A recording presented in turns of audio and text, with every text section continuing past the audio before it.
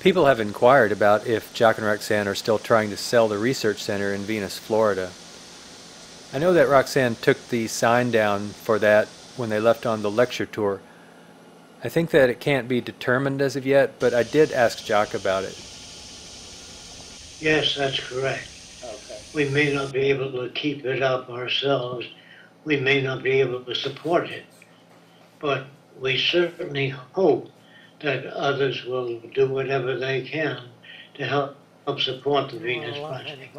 It's been a burden for us for many, many years, almost 30 years, and we put the bill for everything. I would think if it's a co-op venture, that others might be able to do whatever they can to help support it.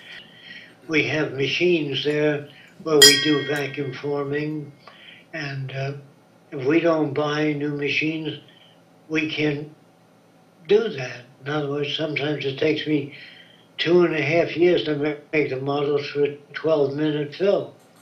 I think models help show people what the future could be. And it's very difficult for Roxanne and I to maintain the grounds alone. As you know, I'm 94 and I'm not as agile as I used to be. Okay? Why not, Jock?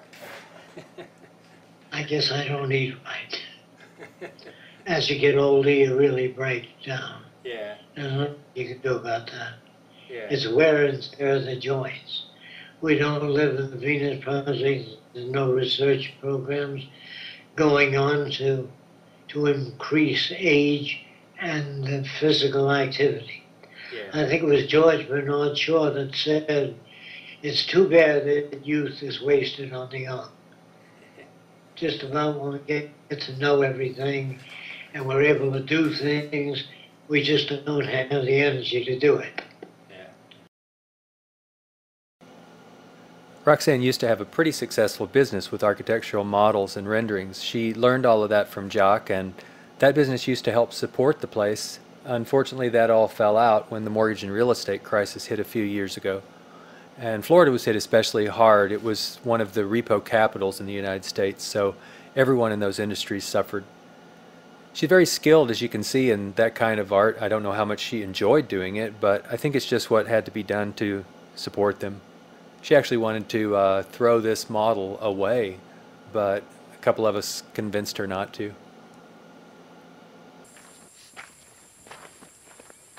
So the mail order for the books, DVDs, the CDs is steady, but I still don't mind pushing any of that. If you can read the book, you should definitely read the book.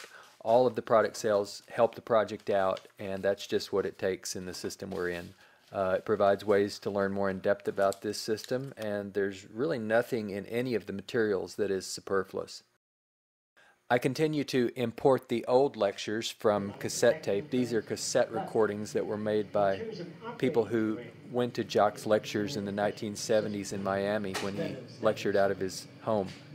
He used to hold meetings like 3 or 4 times a week, and because the groups consisted of longer-term participants, Jock used to go into more detail about the topics that he was covering. After several hundred tapes, I'm down to about the last dozen or so. We've made 15 so far into product CDs called the Classic Lecture Series. What I'm trying to say is stop looking at the outside of things. Try to probe deeper into things.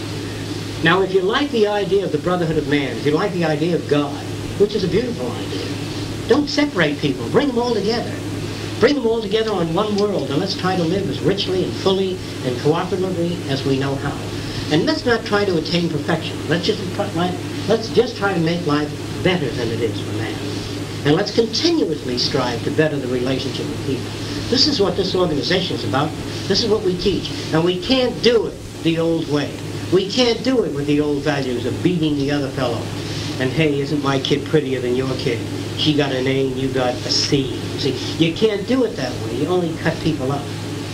You cut them up and you hurt them. Now you're going to have to think about these things. If you have any questions, fire them.